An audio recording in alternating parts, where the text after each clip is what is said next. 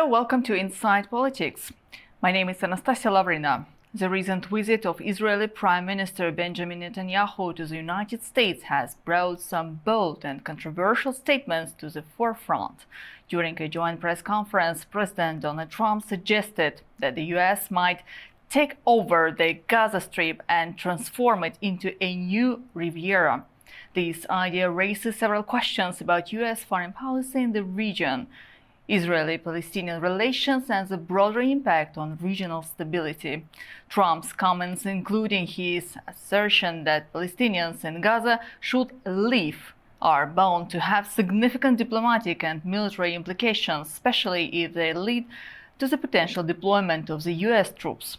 The international community's reaction, particularly from organizations like the United Nations and key players like Russia, Iran, and Turkey, will be closely watched, as any U.S. move to control Gaza could reshape the broader geopolitical dynamics in the Middle East. With 1.8 million people in Gaza likely to resist any attempt at displacement, the question remains: how realistic to push forward with such a controversial solution, and what does this mean for the future of the region? More on this right now. Joining me is Yossi Kuperweiser, Director of the Project on Regional Middle East Development at the Jerusalem Center for Security and Foreign Affairs, and Jafar Farah, Founder and Director of the Mosava Center. Dear experts, warm welcome to our program.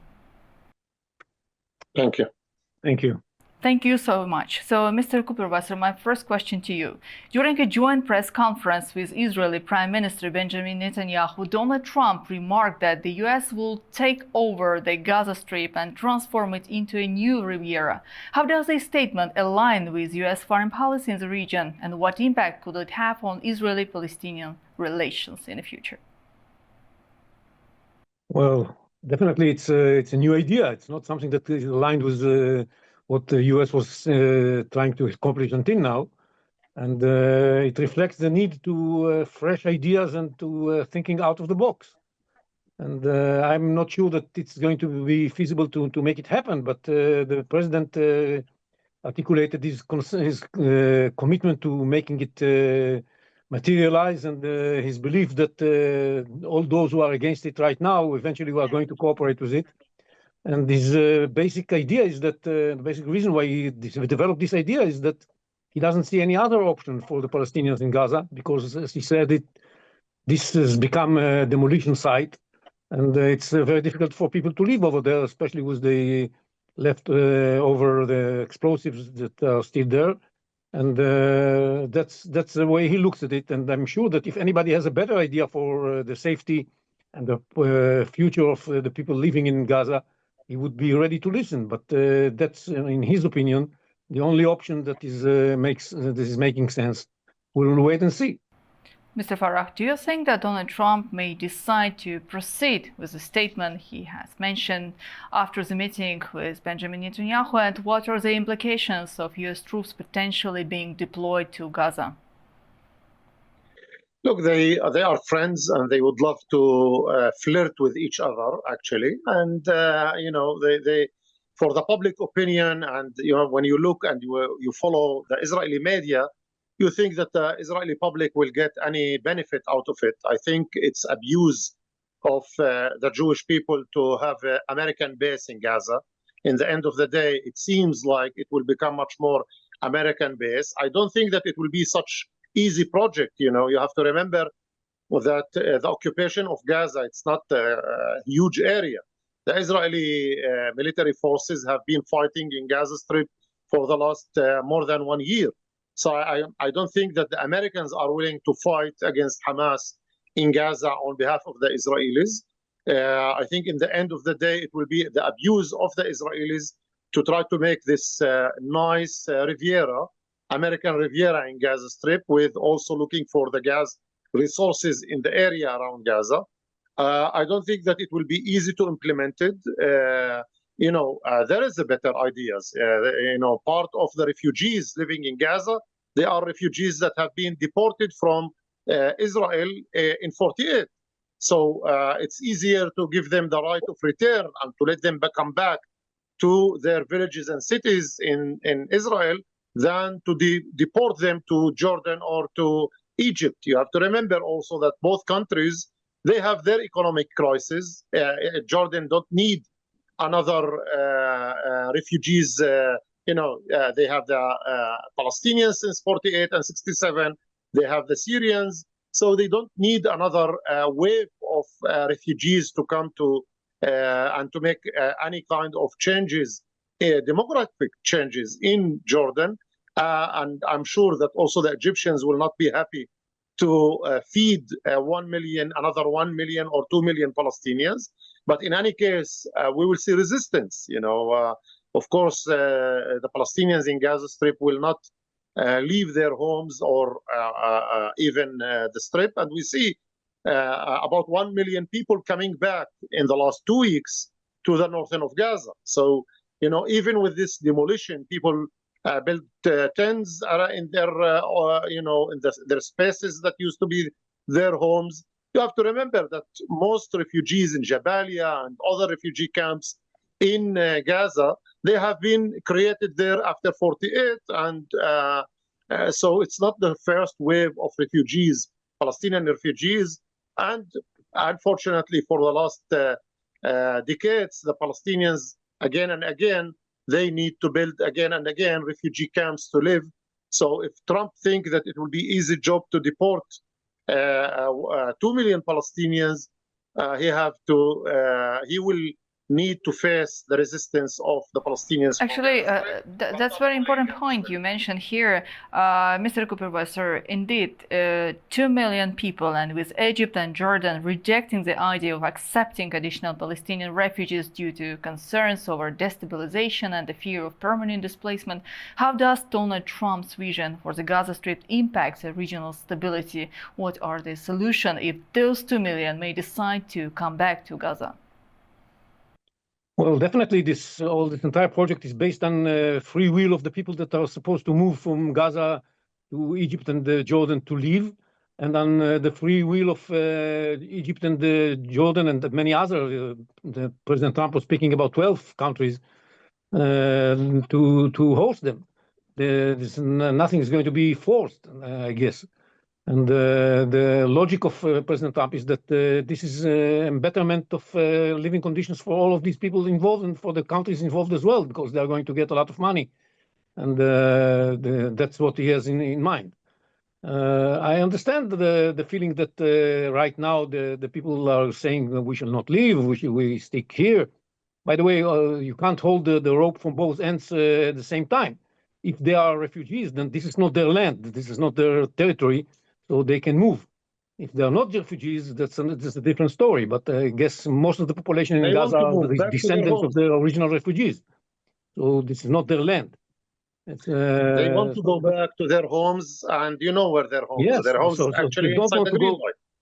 I agree. I know this is what they want, but if this is what they want, why do they stick to Gaza? They can wait somewhere else. Nothing says that they have to wait in Gaza. And in Gaza, they are not actually refugees because they are in the area looked upon as Palestine. So they are not really refugees. They are at best displaced.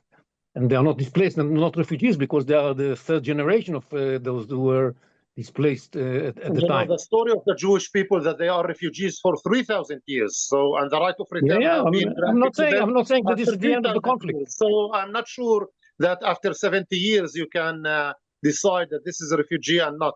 You claim, I'm saying that is that you are refugees after 3,000 years. They're still in the same land, so they're displaced, they're not refugees. But let's put that aside. The question is whether they're going to be eventually a will on their behalf to move in order to have better life. And that's what President Trump believes. He believes that he's able to convince them, he's going to be able to convince them to move and have a better life. And he might be wrong and he might be right. We don't know yet. It's just one day after the announcement. It's too early to say anything of substance on his success in doing that. Mr. Supervisor, may I ask an additional question to you? Actually, the president of Colombia and the other people to accept his ideas. Mr. Supervisor, so what we can say, if Donald Trump may take this decision to send the U.S. troops to the region, will it be accepted by Israel, or Israel may have more independent policy in the future development of Gaza Strip? I think that Israel is not going to be the obstacle on President Trump's attempt to make this happen. It's not our idea. It's not what we are trying to develop as an idea for the day after. But if Trump wants to solve the problem this way and have a Riviera. Why I'm asking this question, this is very interesting actually, Mr. Supervisor. Probably that was a statement and the proposals made by Donald Trump in order to have some pressure on Benjamin Netanyahu to proceed further with a shift peace results after some months of negotiations to make it happen later. Another possible direction is to send the US troops to the region. Don't you think that can be also one of the explanation of what we saw? Well, I don't think that U.S. troops are going to be in Gaza before there is a movement of the population out of Gaza. They're not going to fight Hamas. They're not there in order to fight anybody. The fighting in Gaza, if there's going to be fighting, if we fail to reach the second stage of the hostage deal, is going to be done by the IDF, if there's going to be fighting, or that the Hamas decides to give up because the population wants to leave, and that's it. I don't believe that American troops are going to be involved in fighting in Gaza. So there's a first, it's about the people to leave Gaza Strip. Very interesting, Mr. Farah, but actually this proposal might also potentially lead to a broader geopolitical shift in my understanding, especially with the countries like Russia, Iran, or even Turkey, who also have their own interest in the region. What do you think on that? Yeah, not only Russia and Iran, but also the Emirates. You know, there is different proposals on the table. Also, the Bahrain and other Gulf countries are interested in Gaza Strip because of the coast and because of the also gas in the area of in between Israel and Egypt.